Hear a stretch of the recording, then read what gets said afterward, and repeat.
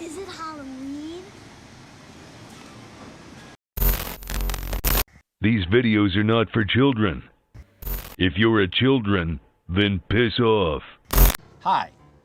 I'm Batman. Hey there, it's me, your least favorite YouTuber, the Infuso. And I thought, what better way of celebrating Michael Keaton's return to the cape and cowl in the upcoming Flash movie than by taking a look back at his Batman legacy thus far. Michael Keaton is one of the most beloved Batman to have ever donned the cape and cowl. For a lot of people, he didn't just play Batman, he was Batman. Despite not having played the part in decades, and gone on to have a stellar career with various top-notch performances in many other movies, and despite many other talented actors coming in to fill in the role, it's still probably Michael Keaton who is most often associated with the character. Hey, who's Batman to you? Like, when you think of Batman, who's Batman? I'm Batman. Michael Keaton is Batman to me. How can you put Michael Keaton in front of Christian Bale? Beetlejuice can't be Batman. But Michael Keaton is Batman. No, Ben Affleck is Batman. Michael Keaton should be eating a bud. Is it any way you could maybe say it? No. Please? No. Will you play Batman with us, Michael Keaton? Perhaps a spot he shares with Christian Bale. Before he got the role, Michael Keaton was already a made man, a tried and true celebrity, but I think it's this particular performance that really cemented his legacy. This is the part that ensured that not only is Michael Keaton a thing now, but he will forever be a thing. He's in the history books. Now, first things first, before I go on to gush about how beloved this Batman is, I feel the need to acknowledge that this wasn't always the case. Actually, when Michael Keaton was first cast in the role, the studio faced immediate backlash. What is now celebrated was once boycotted. After the casting, Warner Brothers was bombarded with angry letters from fans expressing their concerns in the most impolite of ways. Fans felt that Michael Keaton was too physically underwhelming for the role, which is funny because I don't remember Sir Adam West being a beefcake himself. Simply put, people didn't want to see Mr. Mom destroy the legacy of Batman. You know, that legacy that hadn't really translated past the comic books at the time. I mean, this may be a hot take, but I don't think it really should be. Batman in the general public was pretty much a joke before Michael Keaton put on the cowl, at least in terms of on-screen adaptation. I mean, Adam West was great, a living legend who is unfortunately no longer living, but Adam West's Batman was almost satire. He was a pleasant parody, and the Batman brand hadn't really evolved past that. Sure, there were other versions of the character out at the time, but they all played off the tropes that were created by Adam West and the Golden Age Batman. But what's really interesting is that on paper, if you looked at Keaton's resume up until that point in time, you wouldn't necessarily know that he had the chops. He was in fact mostly a comedy actor. And while he was fantastic in all that he did, this particular character was so far removed from anything he had previously done. But then again, so was Beetlejuice that came out the year before, and Keaton knocked that one out of the park. Well, luckily, in a short amount of time, lightning would strike twice. And needless to say, the naysayers were made fools of when Tim Burton's Batman was finally released. Not only was the movie a hit, but one of the most praised aspects of the movie Batman was, of course, its titular character. The role may have been outside his resume, but it clearly wasn't outside his range. He wowed audiences and won over many of those who doubted him, not only succeeding as a valid version of Batman, but for many becoming the absolute definitive version of this character. The movie is a must-see cape classic, due in no small part to the brilliant performance put in by Michael Keaton, a role that has set the character on his current path today. Keaton was the blueprint, the starting point for the darker turn within the character. Even if Michael Keaton isn't your favorite Batman, the chances are that he was vital within the creation of your favorite Batman. I think there are really a lot of nuances that are easy to overlook just because there's so much to love on the surface. We have never gotten another Batman like him, and quite frankly, I don't think we ever will. But I think that's also part of what makes it so special, is that this was a once-in-a-lifetime performance. This is something that is often emulated but could never truly be duplicated. What I've always appreciated from Michael Keaton's time in the role was the separation of Bruce and Batman. It's really interesting because this iteration of the character's dual identities are differentiated completely differently than any other interpretation. True, this Bruce Wayne never really develops a larger-than-life socialite persona, and whether he's masked or unmasked, he still stays in shadow. Even at gatherings or social events he hosts, he acts like the perfect wallflower, blending into his surroundings seamlessly. Despite being a local celebrity, he was still virtually unknown and unrecognizable to Gothamites because of how little had ever been seen of him. We're not talking about somebody who doesn't like making waves. We're talking about somebody who practically doesn't produce puddles. As opposed to the split of person and persona, these movies offer a split between man and myth. Batman doesn't feel like a separate identity to Bruce Wayne, and Bruce Wayne doesn't feel like a facade for Batman. It's kind of hard to articulate. The character feels consistent all throughout, but it's almost as if Batman is just the summation of the darkest parts of Bruce Wayne. In the 1989 Batman movie, Batman is publicly thought of as an urban legend. He's spoken of in passing, and just about everyone's heard of him, but not many have seen him. Those who have encountered the Dark Knight aren't exactly law-abiding citizens, so they're not thought to be reliable narrators. Local law enforcement disregards the suspicions and treats him like a tall tale, but he's still real enough to scare the superstitious, cowardly lot that is the criminals of the underworld. Not every criminal is a believer, but his reputation is frightening enough to cause some cold-hearted thugs to spend their time looking over their shoulders. We see how Batman builds the brand. Every action he takes seems statistically calculated. Sure, all these action shots we see of the Dark Knight in action are phenomenal with or without context. The visuals these movies offer up really add to the overall mystique that this character embodies. However, I think it goes a little bit further than just being awesome in appearance. The surreal and otherworldly way the character moves around, the way that he presents himself, typically hidden under a veil of smoke or from within the shadow. I don't think any of this was done by mistake either. Every aspect of this is a well-constructed attempt at creating a monster that preys on the violent and serves the vulnerable.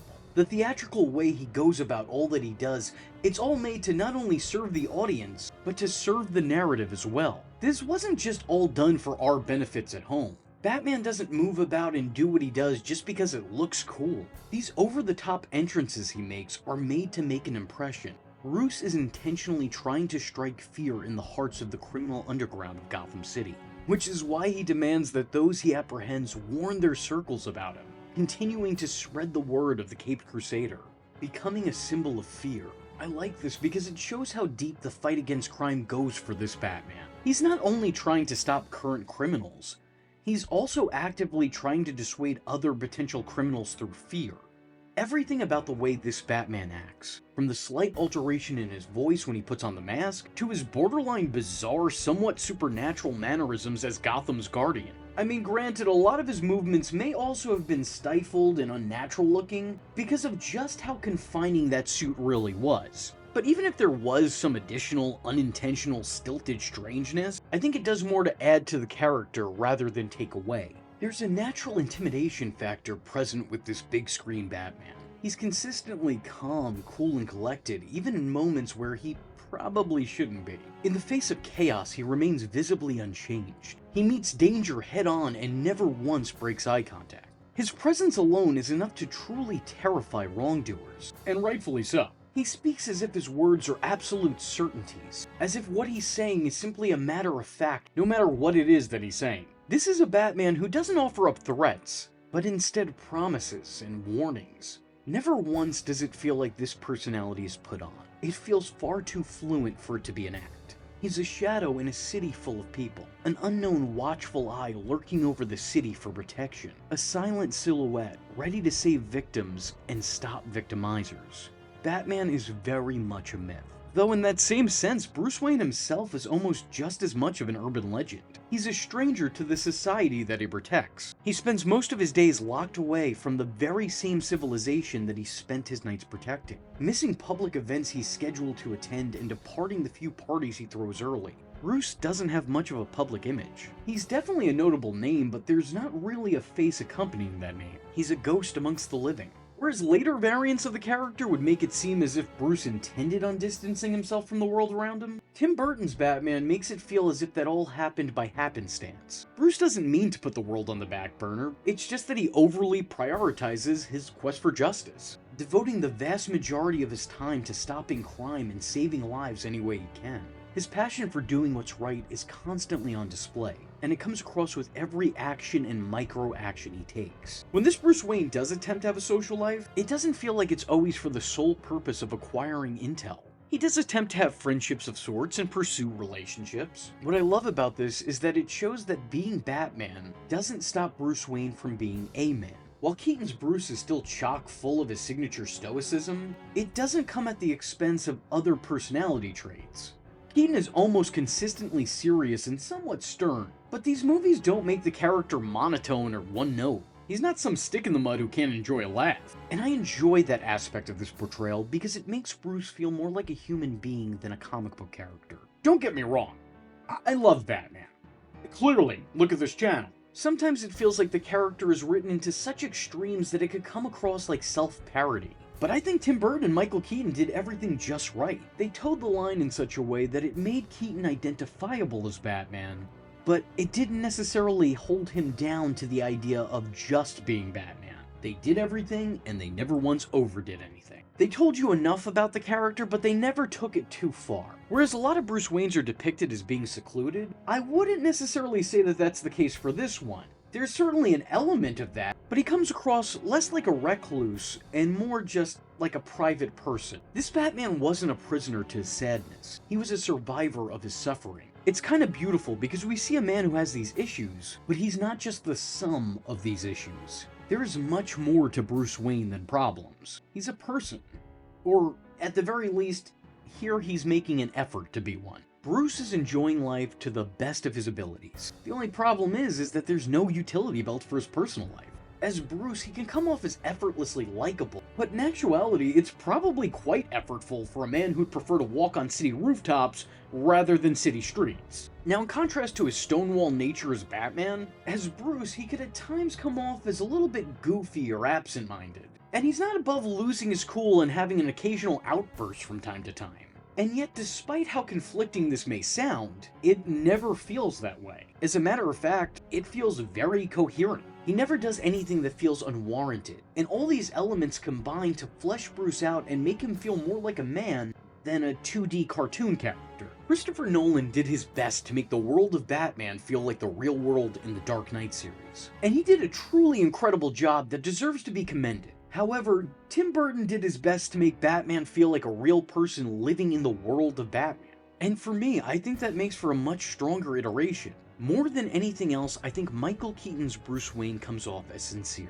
He's an imperfect but perfectly pleasant person who means well but isn't immune to screwing up. He's a good guy, but he's not the best guy. When it comes to his personal life, he makes mistakes. What's really interesting is that this doesn't feel like a Bruce Wayne who's just learning how to be Batman. In a lot of ways, it feels like a Batman who's just learning to be Bruce Wayne. There's an awkwardness that comes across in every interaction he has. Whether he's flustered by the attention of a beautiful blonde, or just getting ruffled in his standard day-to-day conversation, he seems so much more uncertain of himself as Bruce than he does as Batman. Even when he's concerned, this Batman approaches every situation with the utmost confidence, sometimes to a fault. It's clear that this man's comfort zone lies within the Batcave, and the second that cowl comes off, he's every bit as confused and clueless as everyone else. Michael Keaton did a really good job of making Bruce Wayne feel like an ordinary guy, which is no easy feat.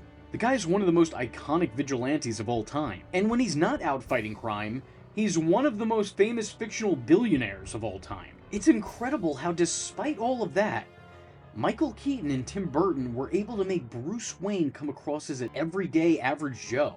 Somehow they managed to make the extraordinary look extraordinary. Michael Keaton managed to make Batman feel larger than life, while making Bruce Wayne feel down to earth. And he did so while managing to make both of these sides feel one and the same, two sides of the same story, that when put together reveal the whole picture. These movies don't really showcase any extreme dysfunction one side of the character causes the other. I think if anything, more than in any other case, Bruce and Batman function and operate pretty fluidly in this. I mean, yeah, he definitely does hit a couple of speed bumps in his relationships, usually brought on by his nighttime extracurricular activities, but even then so, it doesn't feel like it takes that much of a toll on that aspect of his life. The endless hours, the sleepless nights, and a never-ending mission for an ultimately unattainable goal are probably bigger downsides, drawbacks, and obstacles of his chosen career path. The trauma from witnessing his parents' demise at such an early age clearly has taken a toll on his development. It's a sore subject that he doesn't really bring up, but constantly reflects on. Rereading old newspaper clippings from the event, leaving roses in the alley in which they died. Those parents aren't often spoken of, they're silently impactful in a couple of different ways.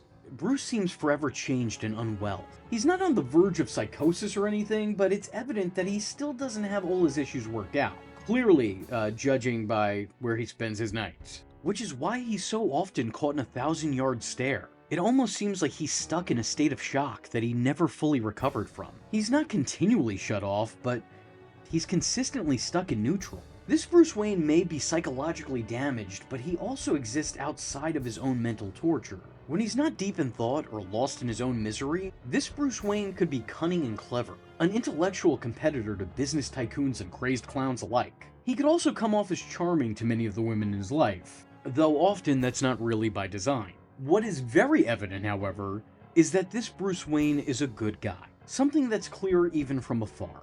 He barely has a public presence to speak of, and yet all of it's wrapped up in goodwill, a far cry from the public persona a lot of us are used to now. I spoke earlier about the problems a lot of people seem to have with his physical appearance, thinking that he wasn't threatening looking enough to portray Batman, but I think that's actually more of a positive than it is a negative. He looks completely unsuspecting. An unidentifiable, everyday guy, and I think that's sort of perfect for a secret identity.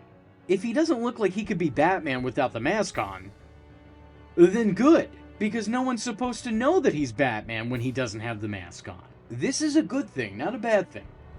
I see this as an absolute win.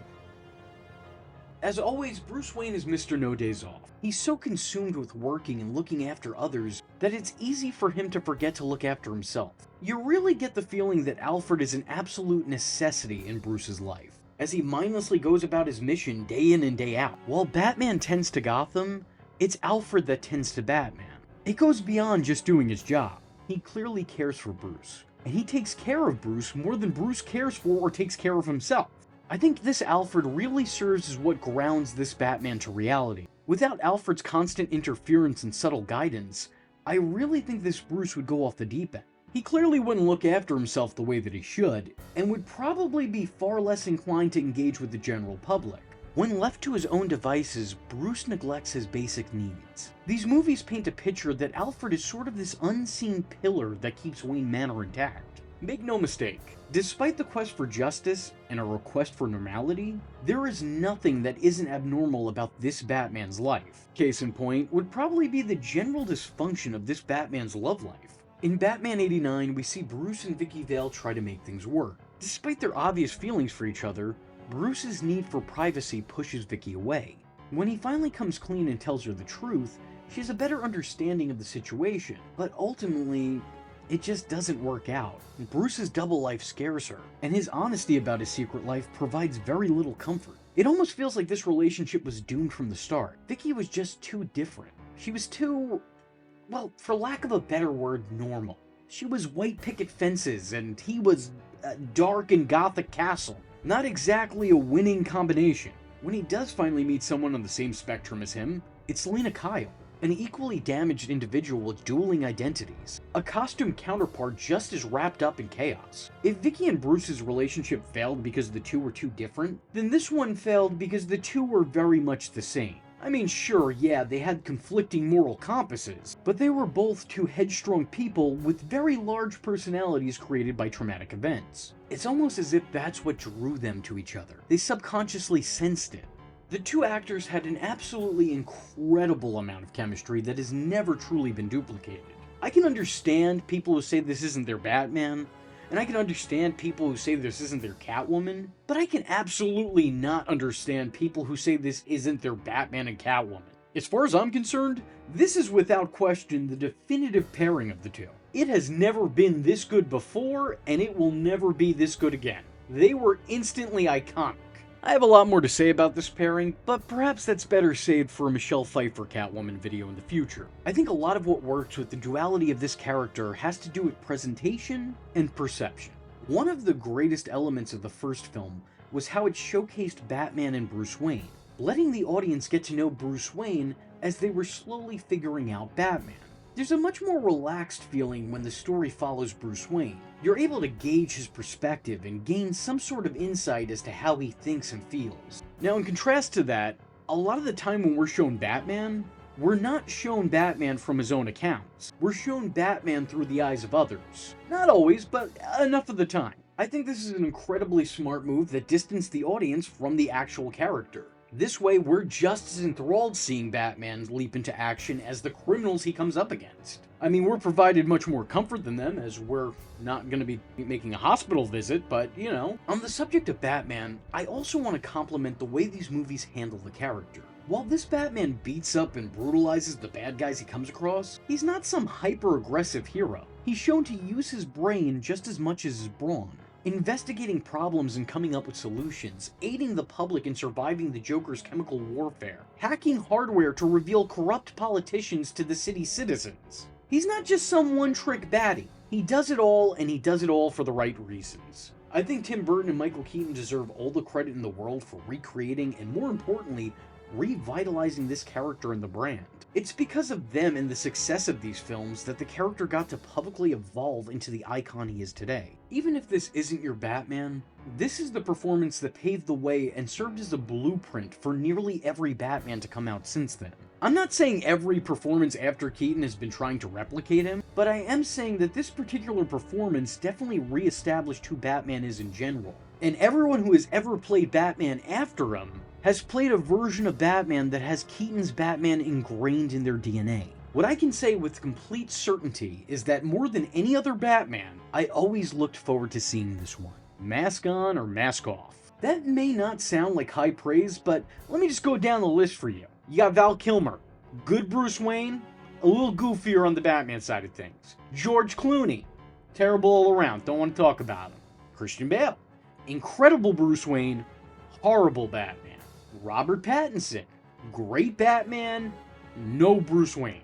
Ben Affleck, great Bruce Wayne, good Batman, horrible writing. Michael Keaton, all around great. However, while this may very well be peak Batman, this Batman is not perfect by any means, because as I've said before, Batman doesn't kill. Now, I will give some leeway.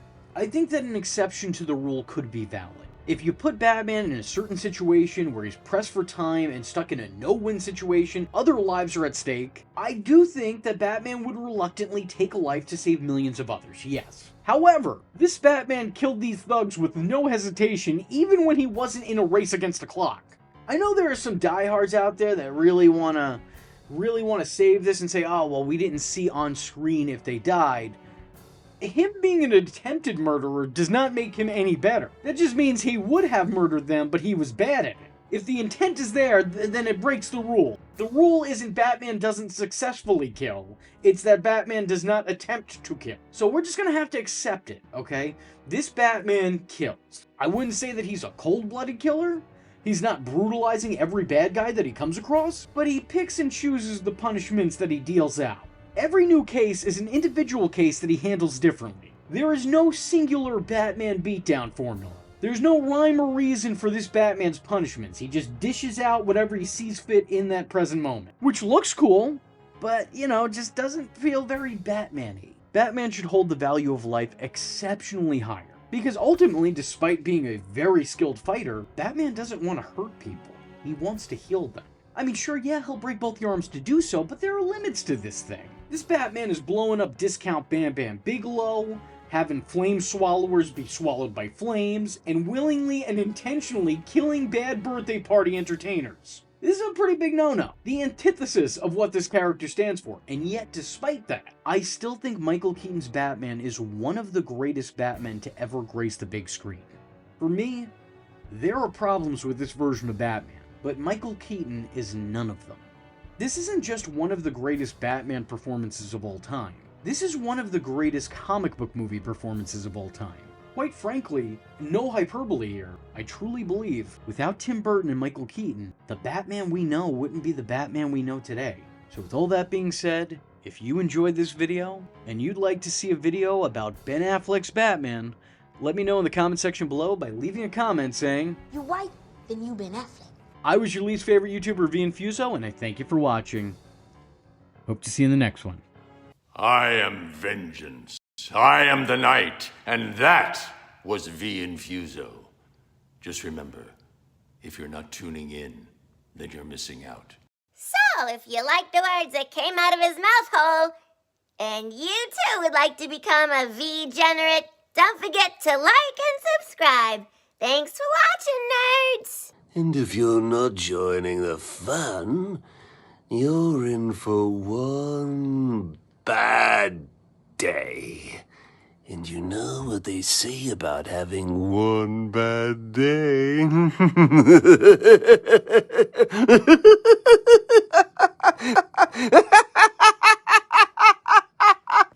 Catch him next time. Same bat time, same bat channel.